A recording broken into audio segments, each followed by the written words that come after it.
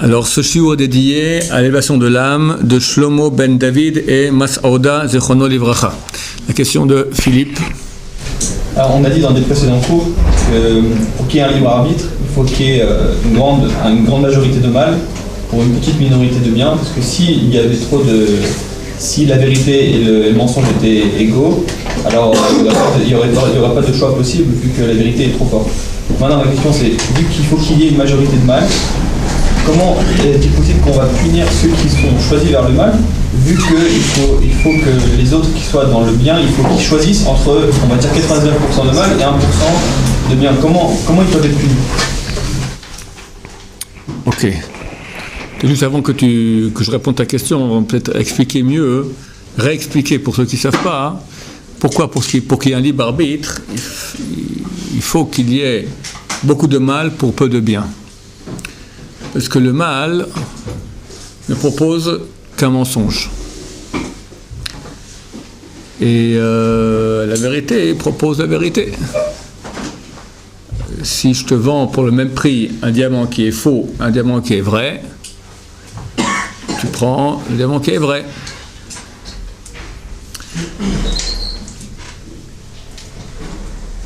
Si par contre, il y a beaucoup de mal dans le monde, ça crée une sorte de mouvement social, comme la pub.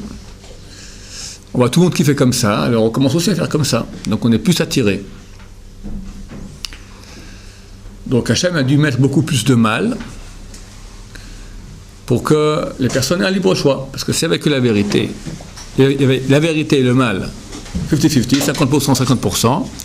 La vérité disant un message beaucoup plus vrai, quoi dire.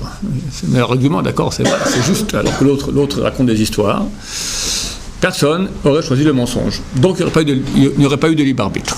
La question est, dès lors, vu qu'on va dire qu'il faut 1%, et je suis gentil quand je dis 1% de vérité pour 99, c'est 1 millième de vérité pour 999 millièmes de mensonge, ceux qui vont dans le mensonge, quelque part, n'ont pas le choix. La réponse est marquée dans le Talmud, le monde a besoin de parfumeurs, le monde a besoin de tanneurs. Bienheureux les parfumeurs, malheureux sont les tanneurs. Un parfumeur, il est parfumé, il sent toujours des bonnes odeurs, c'est bien, c'est sympa, sa fréquentation est agréable pour les gens qui sont autour de lui. Un tanneur, c'est insupportable, ça sent très très mauvais. Les tanneries à l'époque, comme on tannait, on faisait macérer des jours et des jours les peaux qui sont en état de putréfaction, d'accord, dans des excréments de porc ou de chien. Ça sent très mauvais. Ça veut dire que le monde a besoin des deux. Et rajoute le Talmud, bienheureux les parfumeurs, malheureux sont les tanneurs. Ça veut dire que chacun a le choix. Lorsqu'il arrive à l'âge de Bachour signifie l'adolescence, ça vient de la racine livror, choisir. C'est un âge où on choisit. Avant 16-17 ans, on ne choisit pas. Après 30 ans, on ne choisit plus non plus. C'est dans cette période-là où on a les choix qui vont de toute la panoplie des choix possibles et imaginables. Quelqu'un a le choix d'être tanneur ou parfumeur. Chacun a le choix de choisir la vérité ou le mensonge. On te dit attention, le choix de vérité, il sera difficile parce qu'il y a une place sur 1000, c'est un concours, d'accord, et tout le monde la désire. Maintenant, si la personne veut la vérité, elle y arrivera. Elle a un choix entier. Elle a un choix entier d'y arriver. Sinon, le monde serait injuste. Or, Hachem est juste. Donc, il laisse à chacun les mêmes chances d'arriver à la vérité. Et si tu me diras non, mais il y a des gens qui sont très très loin de la vérité, je répondrai non. C'est vrai qu'eux, ils ne connaissent peut-être pas le judaïsme, ils ne connaissent pas Hachem, ils ne connaissent pas la Torah, mais ils ont une conscience. Et leur conscience doit leur faire poser la question existentielle. Pourquoi j'existe ? Ça, c'est la base des bases. Contrairement aux animaux, l'être humain a une conscience. Dès lors, la question existentielle, à quoi ça sert le monde ? Pourquoi j'existe ? Quel est le sens de ma vie ? On voit bien qu'il y a une fin. À quoi ça sert ? Cette question, tout le monde se la pose au moins une fois. Si il continue à chercher, après qu'il s'est posé la question, parce qu'il a un choix, il peut dire, ok, je ne sais pas pourquoi, la réponse m'a l'air assez difficile, tant qu'à faire, éclatons-nous.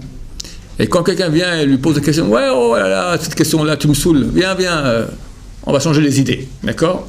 Ce type-là est un menteur. Parce que cette question, elle est primordiale. Comment tu peux vivre sans savoir pourquoi tu vis? Peut-être tu te trompes. Il tend pas cette perche à tout le monde, que je me repose Se poser la question une fois dans sa vie? Ouais. Tout le monde l'a. La personne la plus sous-développée que tu peux imaginer, elle a aussi une conscience. Mais le temps de la perche de la réponse, c'est la Torah, pas tout le monde. Non, attention, je suis en train d'expliquer comment on arrive à la Torah. Alors lui, maintenant, il est en Mongolie intérieure, d'accord? Il est analphabète, d'accord? Pour pas qu'on me tourne après sur les Chinois. Je n'ai pas pris la cambrousse pour dire que je tombais sur les Noirs, d'accord? Donc j'ai pris les jaunes, d'accord? Mais j'ai rien contre les jaunes ni contre les Noirs, d'accord? Je prends un exemple tout à fait hypothétique et aucune ressemblance avec une personne existante ne saurait avoir une réalité. Ou avec un peuple existant, d'accord? Quelqu'un de sous-développé, analphabète, mais humain, fait partie de la famille humaine, a une conscience. Ça veut dire, contrairement aux animaux, il peut penser qu'il pense. Il peut se mettre hors de lui-même, de façon projection en pensée, et se dire, qui suis-je? Pourquoi je suis là? À quoi ça rime ce monde? Qu'est-ce que c'est? Qu'est-ce que c'est? La première chose qu'un enfant commence à dire, c'est mazé. Qu'est-ce que c'est? C'est les premiers mots chez l'enfant. Qu'est-ce que c'est? Qu'est-ce que c'est? Qu'est-ce que c'est? Qu'est-ce que c'est? Un beau jour, il va dire, qu'est-ce que c'est moi? Qu'est-ce que c'est que le monde? Tout le monde se pose. Et là, c'est clair que c'est une question super importante. Parce que si on ne sait pas à quoi ça sert, comment on l'utilise, mais comment on vit dans ce monde sans savoir à quoi il sert?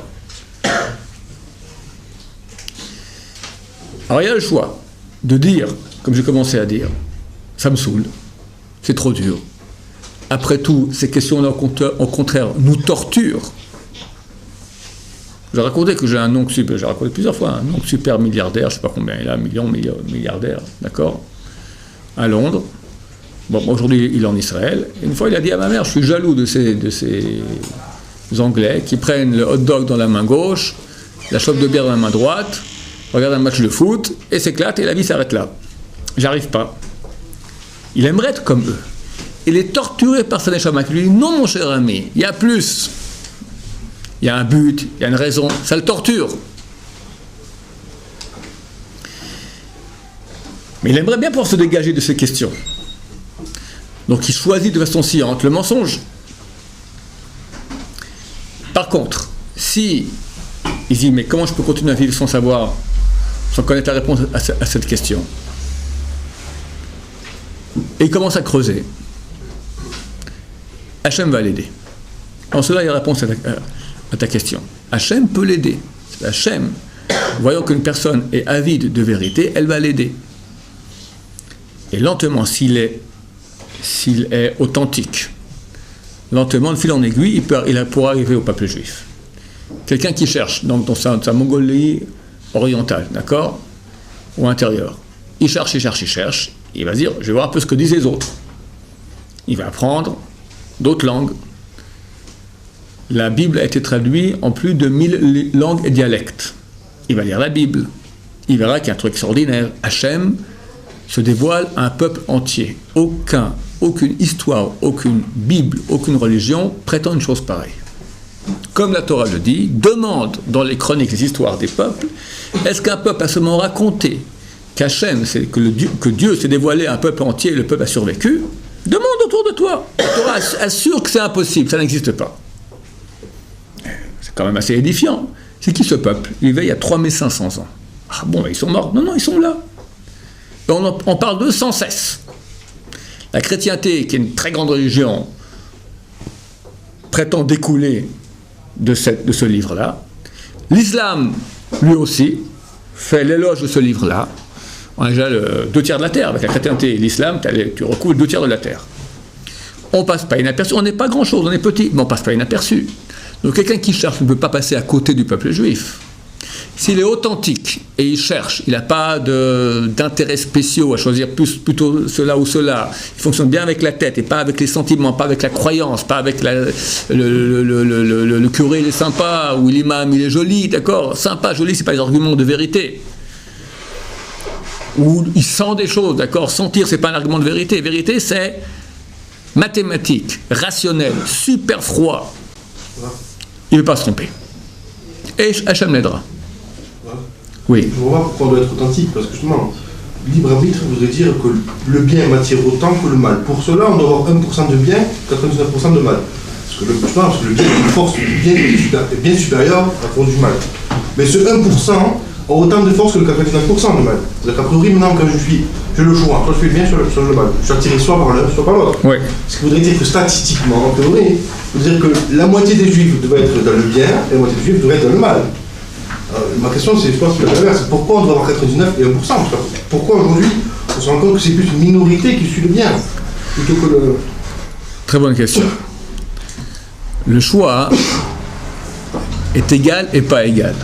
Ça veut dire, quand je suis face à un choix entre vérité et mensonge, alors j'aurai une pulsion égale me tirant vers la vérité et une pulsion égale me poussant à choisir le mensonge.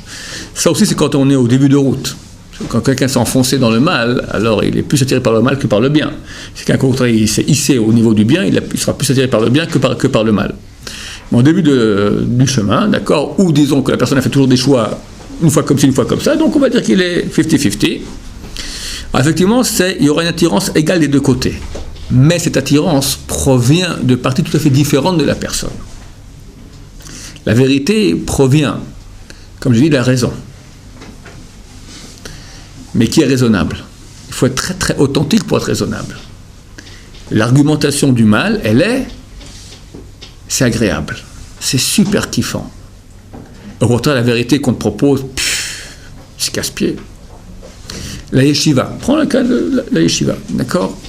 Quelqu'un qui aime l'étude de la Torah, c'est un des plus grands kiffs qu'il y a sur Terre. Mais au niveau de la galerie, au niveau de la pub, au niveau des clichés qu'on montre sur les affiches, c'est pas kiffant. Tu préfères voir quelqu'un en ski sur neige vierge, sur l'Himalaya, ou ski nautique, clac, il éclate comme ça. Quelle est la partie qui est touchée par le type qui fait du ski nautique? D'accord? Tu vois la plage de sable blond avec derrière les cocotiers, la mer bleu ciel, le ciel bleu foncé avec les filtres, d'accord? Un truc comme ça, et encore si t'as une bonne femme derrière, encore mieux, d'accord? Qu'est-ce qu'on propose? On propose de l'épidermique.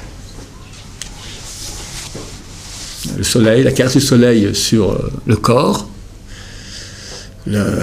oublier tout ce qui est toute obligation, vivre près de la nature sauvage, les cocotiers, la mer, et c'est la femme elle est là comme je dis, voilà, et donner toutes les pulsions que tu as, voilà, ski nautique, c'est sportif, c'est bien, c'est bon. Ça touche, mais ça touche quoi? Les parties les plus basses de l'être. Mais ça touche. Maintenant, tu fais une pub yeshiva, tu vois des barbus devant un bouquin comme ça, t'en discuter. Bon.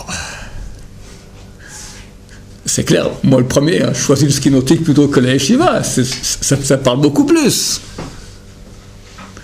Ça, c'est dans l'extérieur. Maintenant, on doit être suffisamment sage, et la vérité raisonnable peut me dire, c'est pas l'image qui correspond à la réalité. Il y a une réalité, il y a une image de la réalité. Tu es dans l'imagination. Quand tu vois la plage de sable blanc, c'est imaginatif. On fait travailler ton imagination. C'est de la suggestion.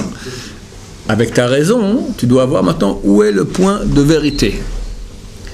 Elle n'est pas dans l'image. Alors quel est le message qu'on propose à la yeshiva? On propose me connaître. Qui suis-je? Pourquoi je vis? Se brancher avec la source de tout bonheur, toute vie, Hachem. Au niveau du message, c'est un message super percutant. Mais il nécessite un travail. On n'est pas paresseux de façon naturelle. On n'aime pas l'effort. On a toutes nos pulsions animales, que je veux dire, en tout cas de bas niveau, qui sont là. beaucoup de très bonnes raisons pour lesquelles 99,9% de la population mondiale va choisir le mensonge. C'est tout. Ça veut dire qu'un humain qui n'a pas fait le travail pour arriver à une certaine authenticité est dépourvu complètement de libre arbitre finalement. C'est-à-dire que pour arriver au libre arbitre, il faut avoir un minimum de travail sur soi-même. Absolument. C'est-à-dire une personne qui n'aurait aucune source d'authenticité en lui n'a aucune chance. Mais tout le monde l'a. On appelle ça Neshama. On ne doit plus faire de skinétique, pas. Pardon ?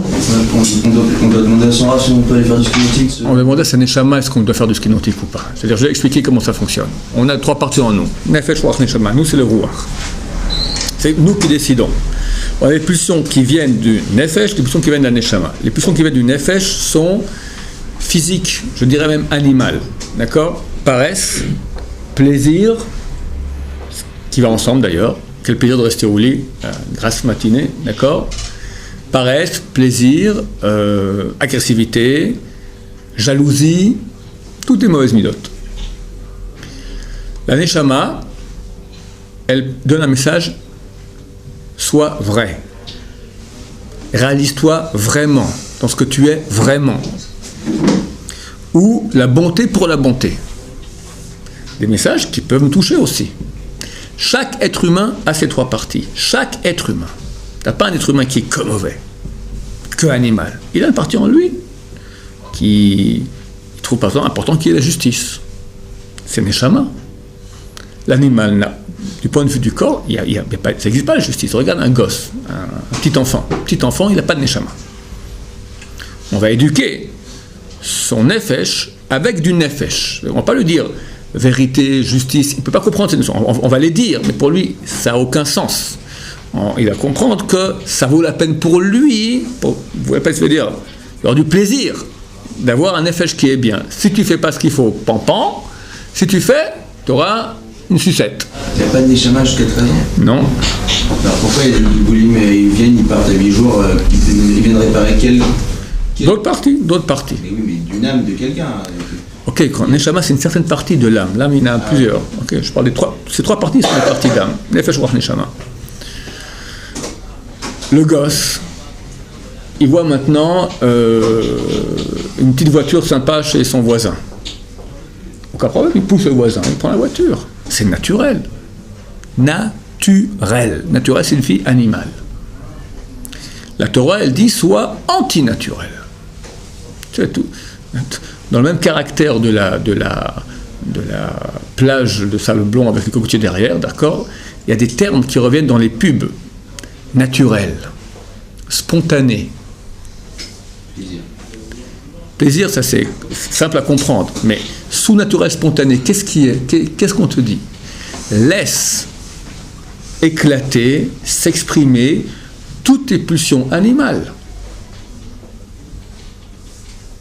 Shampoing naturel.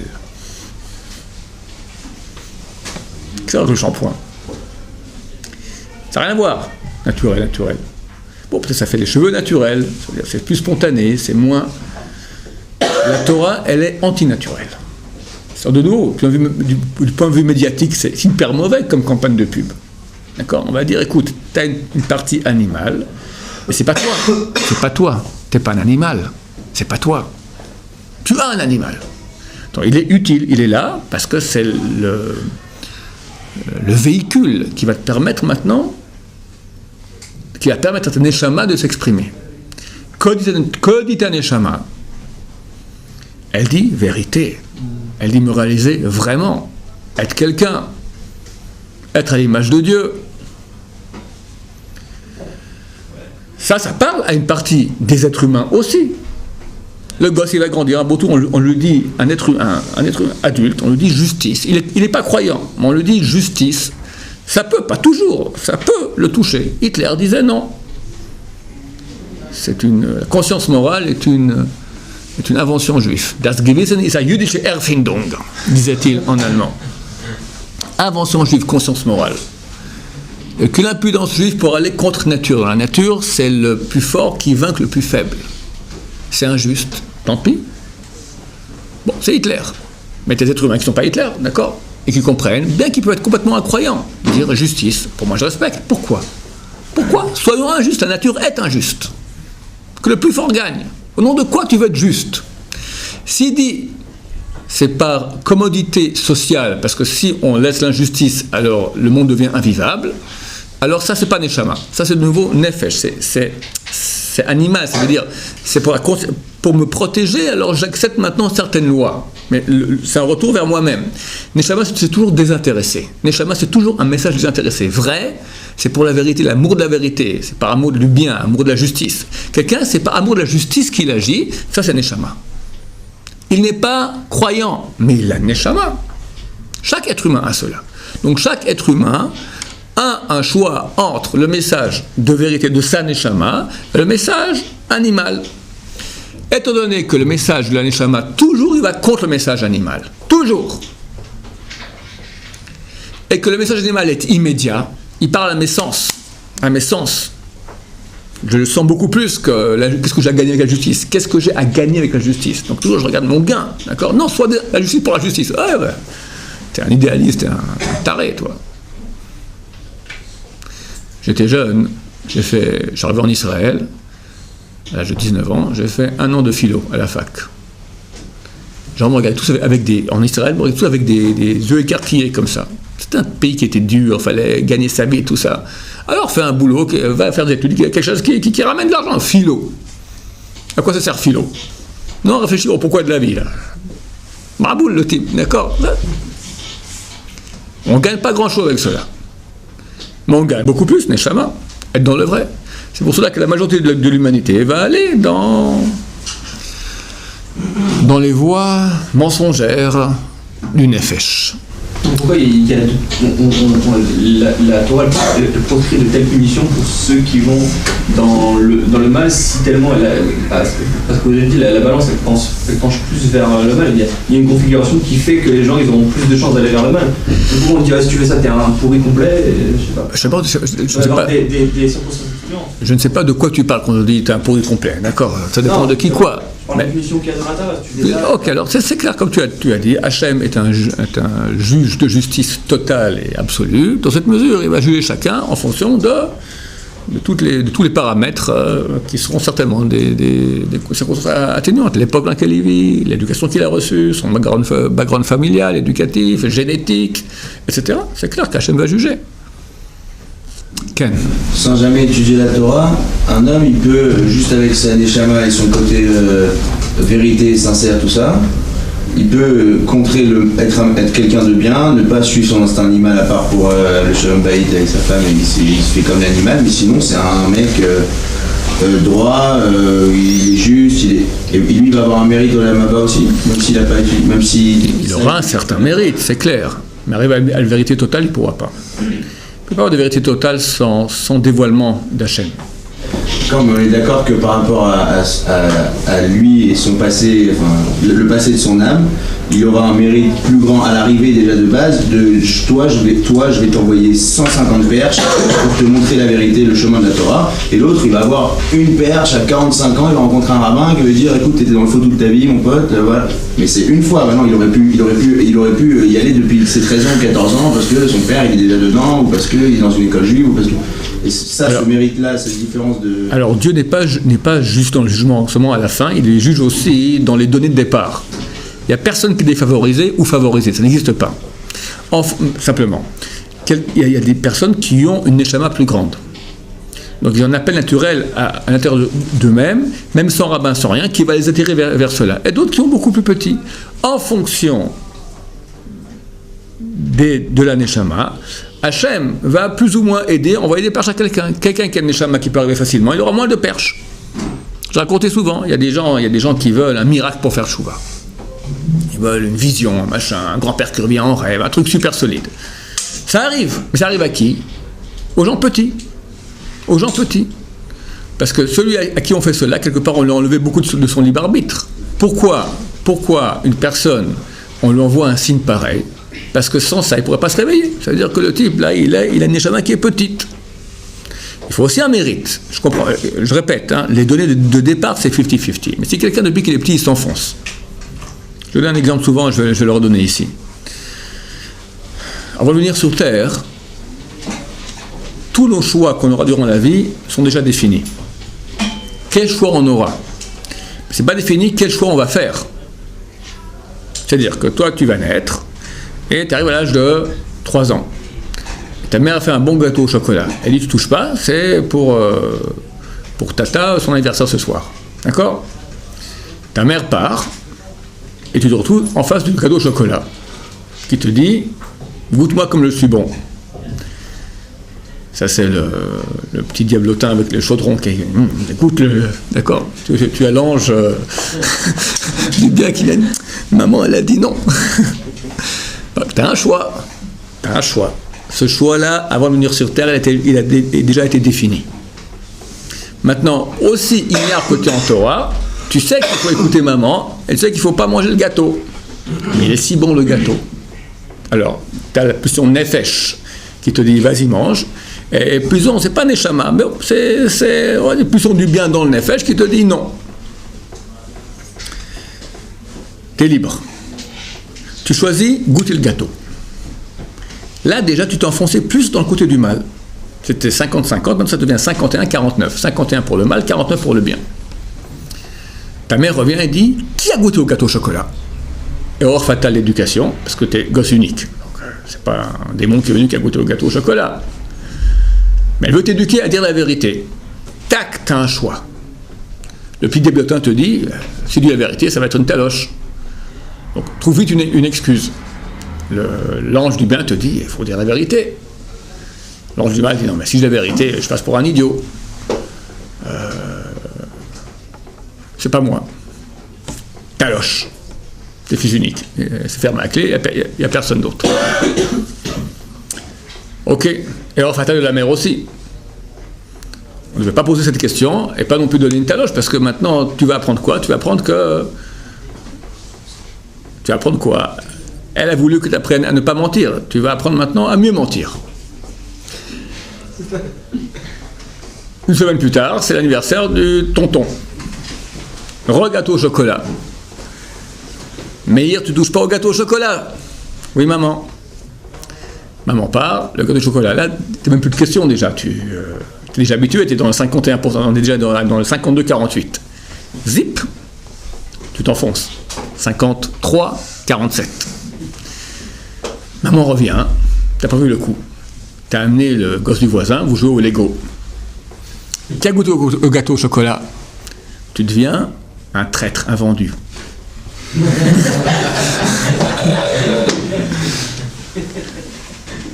55-45. T'as pas honte? T'as plein de chocolat ici autour de la...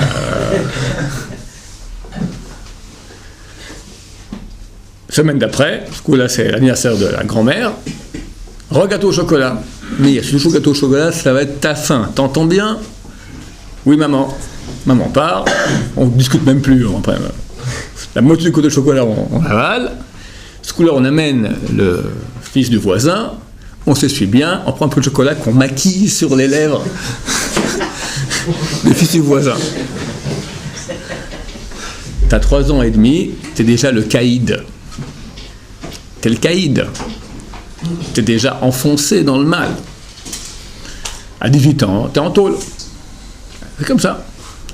Donc la personne, elle a à la base un choix 50-50, mais elle a le choix de s'enfoncer vers le mal et le bien. Mais faut-il de ce choix qu'elle a fait à 3 ans? Ça va lui... Alors Hachem est tout à fait juste et va dire, ce gosse-là, après tout il a été mal éduqué, erreur fatale de sa mère, il avait des pulsions comme ça, on va lui tendre des pertes. Plus qu'un autre, qui n'avait pas ces circonstances le poussant plus à faire le mal. Hachem est juste. C'est ça, je ne vais pas donner tous les exemples et les cas de figure, mais Hachem est juste. Et jamais il va bloquer quelqu'un d'arriver vers la vérité plus que ce qu'il mérite comme blocage. Il faut comprendre qu'il y a des démérites. C'est-à-dire que quand tu fais des péchés, tu attires vers toi des choses qui t'éloignent de la vérité. Je te racontais, il y a des gens qui veulent faire tchouva, et on les empêche de faire tchouva. On les empêche. Chaque fois qu'ils veulent commencer, c'est une avalanche de malheur. Quoi, Hachem ne veut pas qu'il fasse tchouva? Tous les péchés qu'il a faits sont là qui disent non, il ne mérite pas. Alors Hachem lui tend une perche, lui dit mon vieux tu veux, mais il faudra que il faut maintenant que tu répares tout ce que tu as fait. Donc tu as charrié maintenant des montagnes de péchés que tu as fait qui empêchent cela. Mais c'est toujours possible. Et Hachem donnera toujours le choix. Il n'y a personne qui est... Il arrive, oui. à un certain moment qu'on s'est enfoncé trop, là, c'est la pointe de non-retour. Ça arrive. On a le cas de Pharaon. Pharaon qui avait le choix dans les 5 premières plaies de reconnaître la véracité d'Hachem et de libérer le peuple juif. Il a refusé. Hachem l'a bloqué pour les 5 dernières plaies, que même s'il veut, il ne peut pas. Alors, on l'enfonce. Il est dans le bien. Quelqu'un peut arriver à des niveaux de bien très grands. David Amelech, il dit « Libi halal vekirbi » mon cœur est vide en moi. On dit qu'il a tué son Yetzerara. Il est arrivé tellement haut dans la sainteté qu'il s'est débarrassé. Fini. Il y a des choses de choix, c'est terminé. Ça ne m'arrivera plus, ce truc-là. Le monde peut s'écrouler, je ne toucherai pas. Et nous tous, quand on avance dans la vie, il y a des choses que c'est clair qu'on ne touchera pas. Beaucoup de bons juifs, pour eux, la côtelette de jambon, ça ne passe pas. Si tu me tues, je ne fais pas ça. Il faut le faire. On peut manger une côtelette de jambon si on vient nous tuer, d'accord? Mais lui, non. C'est acquis, c'est super acquis, parce que lui, ses ancêtres, arrière-ancêtres, tout ça, c'est dans les gènes, d'accord? Le porc, ça passe pas. D'autres choses qui sont bien plus graves, les filles, ça passe. D'accord? Bon, ça notre paire de manches. En 2 mots, Hachem est complètement juste et laisse à chaque être humain, juif ou pas, toutes les chances d'arriver à la vérité. Mais il est vrai que beaucoup choisiront plus le mensonge plutôt que la vérité. On est d'accord qu'il va plus pécher celui qui a une grande âme parce que justement il va avoir des cinquantaines de perches sur 8 ans. Celui qui a une grande âme aura des épreuves plus dures que celui qui a une petite âme. Mais c'est pas forcément qu'il va plus pécher. Ça se peut que des fois il fera plus de mitzvot. Tout dépend de ses premiers choix. Si on lui a attendu 50 perches, si on arrive à la 50e perche, ça veut dire qu'on lui a attendu 49 avant, qu'il les a pas saisies. C'est-à-dire qu'il avait le choix de faire le bien et le mal, il a fait le mal. Mais qui t'a dit qu'une grande âme, on lui donne beaucoup de perches? C'est le contraire. Une grande âme, il y a peu de perches, vu que lui, par lui-même, il peut arriver. Une grande âme, il a un éclairage naturel de son âme qui vient, qui lui dit « choisis la vérité ». Une petite âme, ça ne l'intéresse pas la vérité. Lui, il est attiré par les choses de ce monde. Cette petite âme aura besoin de plus de perches, de miracles, de signes, de rêves, de choses de ce type-là. C'est pas parce qu'on n'a pas choisi le gâteau au chocolat qu'on va forcément rentrer dans le monde de la Torah. C'est pas forcément, mais ça te rapproche. Il y a une panoplie de choix maintenant. Tu peux arriver à être le chef de la mafia, tu peux arriver à être Baba Salé. Entre Baba Salé et le chef de la mafia, tu as 1 milliard de degrés. C'est pas forcément que t'as Baba Salé, t'as moins Baba Salé, t'as un Ben Torah, t'as un religieux orthodoxe mais pas Ben Torah, t'as un traditionnaliste, t'as un réformiste, t'as un Mariel Kingoya, t'as un voyou et t'as un caïd. T'as beaucoup de... En fonction de tes choix, tu mériteras d'arriver à là ou là, plus ou moins proche de la vérité. C'est très clair. Moi j'avais un cousin que j'aime beaucoup. Le pauvre, il est orphelin de mère. Sa mère, c'est une des premières femmes qui a été tuée ici par des terroristes. C'était en 1954. La première fois où des terroristes ont traversé la frontière libanaise, sont arrivés, ils ont jeté une grenade dans le bus dans lequel elle était. Donc ma tante, Zéron Lebracha. Lui, un très bon garçon. Très bon garçon. Il était MP dans les Tzanchanim. Son père, un député de la Knesset, Mapai, socialiste anti-religieux, socialiste athée. On est très copains. Quand je fais tchouva, il n'a pas compris. Lui vient d'éducation kibbutznik, socialiste. On était des bons copains, je deviens religieux, tout ça.